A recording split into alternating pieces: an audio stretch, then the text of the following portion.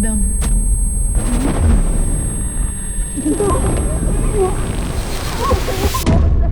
الله لا إله إلا هو الحي القيوم لا تأخذه سنة ولا نوم له ما في السماوات وما في الأرض من ذا الذي يشفع عنده إلا بإذنه يعلم ما بين أيديهم وما خلفهم ولا يحيطون بشيء من علمه إلا بما شاء وسع كرسيه السماوات ولا يؤوده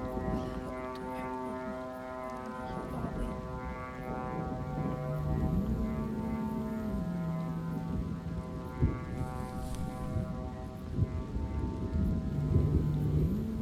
يما أنا آسف إنه أنا مش هناك لأحميكي. استهيك معي هون. كيف يعني أنا هون؟ أنا مش هون. لازم تآمن يا آدم إني أنا دايما معك وإني دايما هون. بس كيف؟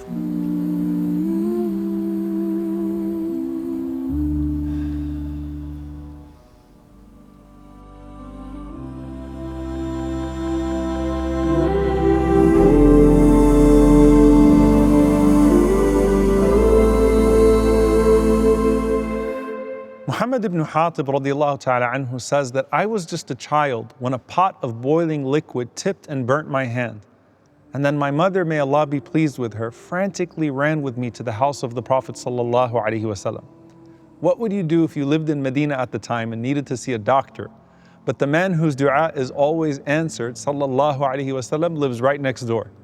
So he said that the Prophet sallallahu alaihi wasallam saw me, and then he recited over that burn, أذهب البأس رب الناس واشفي أنت الشافي لا شفاء إلا شفاءك شفاء لا يغادر سقما. Take away the harm, Lord of the people.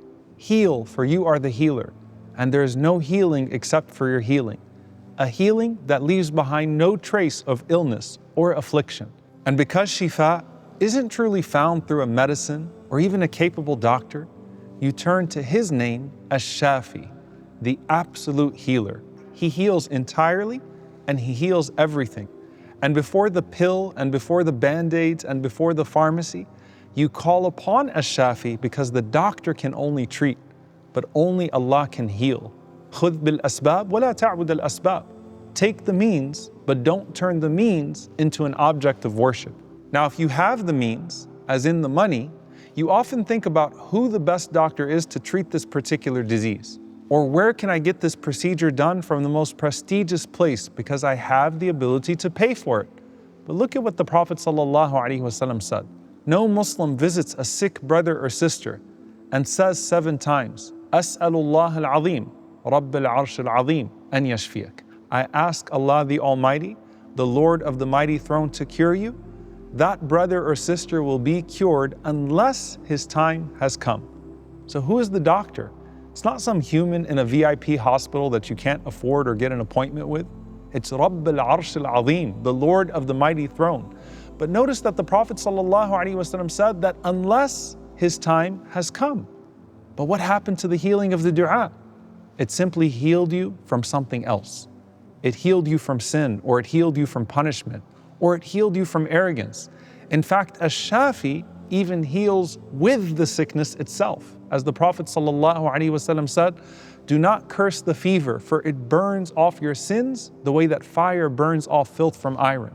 When Uthman radiallahu ta'ala anhu went to visit Abdullah ibn Mas'ud as he was in his final moments of illness, he said to him, Ma tashtaki? What is ailing you? Qala dhunubi. He said, my sins. And Uthman said, Wa ma tashtahi? And what would you like to make you feel better? Qala rahmatu rabbi. He said, the mercy of my Lord. Uthman said, Ati laka bi tabib? Do you want me to call a doctor for you? Ibn Mas'ud said, At-tabibu amradani.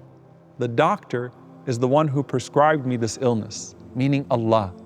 Just like Ar-Razzaq sometimes provides by restricting, Ash-Shafi sometimes heals by illness, but in a different way. You see, you trust the healer so much that every treatment is a success as long as you accept it. And on top of that, you actively ask during your illness for more than just the physical treatment to work. but for the disease to take your sins and your concerns away with it, so that your rank would be elevated in the sight of Allah. A great doctor treats you so that you're even better than before, right? Ash Shafi raises your rank and removes your sins while also healing your pain and illness. Think of this other scenario. When the Prophet ﷺ was sick, and it wasn't a nurse that visited him in a hospital, Jibreel comes to visit the Prophet ﷺ. And he says, Ya Muhammad, are you feeling sick? He said, Na'am ya Jibreel, yes, O Jibreel. So Jibreel puts his hand on him and says, Bismillahi arqika, min kulli shay'in yu'dhika, min sharri kulli nafsin, aw ayni hasidin, Allah yashfika, Bismillahi arqika. In the name of Allah, I recite over you, from everything that ails you, from every harm, from every evil eye, in the name of Allah, I recite over you. Look how comprehensive this healing is. And Allah knows that you've probably been through a lot and that you need to be put back together holistically. But remember that the one who can put you back together isn't in a clinic or a capsule. He's the Lord of the throne and at the same time closer to you than your jugular vein. And if you turn your face upward with a single sigh, it reaches him as a cry from the heart. And Al-Qawi doesn't just give you strength. Ash Shafi mends you from within. And he is with you when you are sick. The Prophet ﷺ said that on the day of judgment, Allah will say, O son of Adam, I was sick, but you did not visit me. And he will say, my Lord, how could I visit you when you are the Lord of the worlds? And Allah will say, did you not know that my servant so-and-so was sick and you did not visit him? And had you visited him, you would have found me with him. So Ash Shafi is with the ill, healing in real time, even with his presence. And the one who is ill only attributes healing to Allah. And that's why Ibrahim alayhi salam said, وَإِذَا مَرِضْتُ فَهُوَ يَشْفِينَ. And when I fall ill, it is he who cures me. He attributed the illness to himself, but then reserved the cure exclusively for Allah. And even the prophets knew that they couldn't heal themselves. They knew that only Ash Shafi owns the cure and schedules the descent in the same way he does his revelation. And Allah didn't just name himself the healer, he turned his revelation into healing as well. وَنُنَزِّلُ مِنَ الْقُرْآنِ مَا هُوَ شِفَاءٌ وَرَحْمَةٌ لِلْمُؤْمِنِينَ. And we send down of the Qur'an that which is healing and mercy for the believers. And it covers so much more than a flu. And Imam Ibn al-Qayyim rahimahullah said that I once stayed in Mecca and I fell ill with no access to a doctor or medicine. And he says, فَكُنْتُ أَتَعَالَجُ بِالْفَاتِحَةِ. So I began to treat myself with Surah Al-Fatiha, and I saw an astonishing effect on me. So I started to prescribe it to people in pain, and they too started to recover quickly. SubhanAllah, the same surah that you recite 17 times a day that heals you from spiritual darkness is also medicine to the body. And as you take the physical means of healing the body, remember that He too is the giver of means. When medicine works, He created its elements and their properties. When it doesn't, He decreed a different door for Shifa for you to enter. And wallahi, none of this is a dismissal of doctors or medication. There are certainly diagnoses that require treatment and therapy and support and medicine and all of those things. And it was Muslim scholars who were the pioneers of medicine and who wrote encyclopedias on different forms of treatment, while at the same time Muslim leaders built the world's first hospitals. Yet still, the Qur'an is Shifa and Rahmah, walking next to your medication, not replacing it, but blessing it. But how do you make sure that your dua shine even while you're in the midst of your illness? This brings us to the next door. Allah is Tayyib, the pure. The Prophet ﷺ said, Inna Allah tayyibun la yaqbalu illa tayyiba. Indeed, Allah is pure and He accepts only what is pure. And Imam Ibn al-Qayyim rahimahullah said, He is a Tayyib, meaning nothing emanates from Him except what is good. And nothing ascends to Him except what is good. And nothing draws near to Him except what is good. The word La ilaha illallah is al-kalimatu tayyiba, the pure word, because it cures the most fatal spiritual disease of shirk. And the city of the Prophet sallallahu alaihi wasallam is tayyiba, is pure, because it expels the greatest evils of hypocrisy and is blessed even in its grain. And Allah calls those who are of His noble servants and hence suitable spouses, at-tayyibuna wa-tayyibat, the pure men and pure women. And in one narration, when you go to visit someone who is sick, so that you can call upon Ash Shafi to cure them, a caller from the heavens cries out, طِبْتَ وَطَابَ مَمْشَاكَ وَتَبَوَّأْتَ مِنَ الْجَنَّةِ مَنْزِلًا. May you be pure, may your walk be blessed, and may you arrive to your abode in paradise. And when they are welcomed into paradise, it will be said, سَلَامٌ عَلَيْكُمْ طِبْتُمْ فَادْخُلُوهَا خَالِدِينَ. Peace be unto you, you've been purified. So now enter my paradise forever. The beautiful people for the beautiful one, the pure ones near the pure. Allah is pure, He only accepts that which is pure. And on that basis, you have to ask yourself if you've been making dua for Allah to heal you or insisting upon Allah to answer you. On what basis do you expect that answer when you've contaminated your provisions with that which is impure?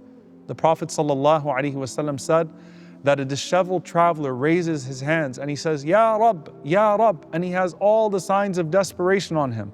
But his food is unlawful, his drink is unlawful, his clothing is unlawful, and he is completely nourished by that which is unlawful. So on what basis does he expect to be answered?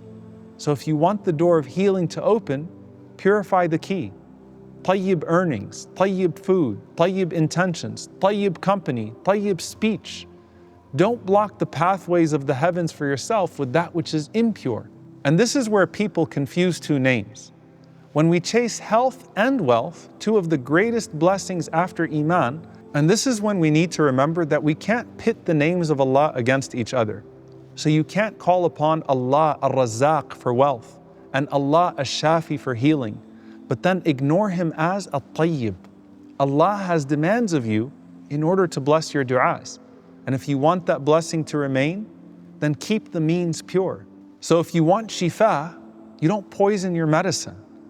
You approach Allah with pure nourishment in every element of your life, and then you depend upon Him to unlock the cure. And that takes us to His final name in this family. You will always find Allah when you meet His demands to be Al-Mu'ti, the giver. Al-Mu'ti is the giver whose giving never runs dry. We say every day after our prayer, as the Prophet ﷺ taught, Allahumma la mani'a lima a'tayt wa la mu'tiya lima mana'at. O Allah, there is no one who can withhold what you give, and there is no one who can give what you withhold.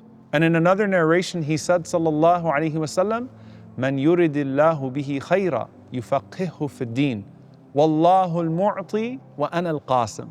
When Allah wants good for someone, He gives him understanding of the religion. And Allah is the one who gives, and I am the distributor. So the Prophet ﷺ himself points away from himself to the source. Just like a doctor points beyond his prescription. Al-Mu'ti owns the treasures of revelation and knowledge, and the prophets were just delivering the package. In the same way that Ash Shafi owns the healing, but the doctors are just treating with his cure. And He gives us not only things, but states of being. So you know how sometimes the doctor says you're cured, but you still don't feel healthy? Or you can't name the pain or explain what exactly feels off? Al-Mu'ti gives you states of being that are good. He gives you sakina, tranquility when you're anxious. He gives you clarity when you're confused. He gives you contentment when you receive bad news. So feel the rhythm of healing when you call upon Him with these names. Ash Shafi removes the disease. At-Tayyib purifies so that the wound doesn't get reinfected. Al-Mu'ti gives you what rebuilds you so that you don't get sick again. That's the rhythm of healing with Allah's names. And as for the game plan of healing with your actions, consider your environment and consumption. Physically, when we trade clean food and water and air for junk that hurts us, disease naturally follows.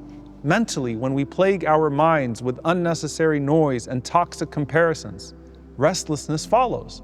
And spiritually, we're no different. When our ears and eyes and tongues live in foulness, we're just not going to be spiritually healthy and are asking for the same disease to return again and again while fooling ourselves by pretending that we want the cure. You can't keep demanding a cure while clinging to what poisoned you in the first place. But here's the good news. When the Prophet ﷺ says, لِكُلِّ دَاءٍ دَوَاءٍ, every disease has a cure, that means spiritual diseases too. but you have to be willing to take the medicine. And medicine is usually bitter, but the one who can finally cure you can also prescribe a patience for you that can sustain you in the process. And true healing isn't the absence of pain, it's the presence of His peace filling the space that that pain once occupied.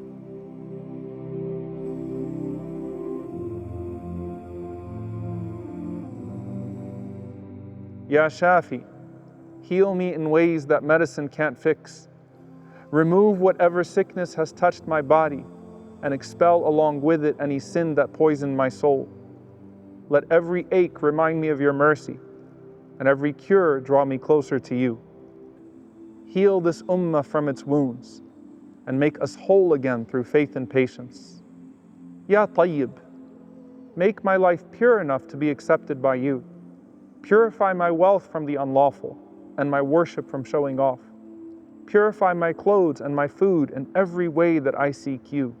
Ya Muti, giver of all that heals and all that sustains, let me never forget that every gift from you is a blessed call back to you, and let it find me only as a grateful recipient and servant. ولله الأسماء الحسنى فادعوه بها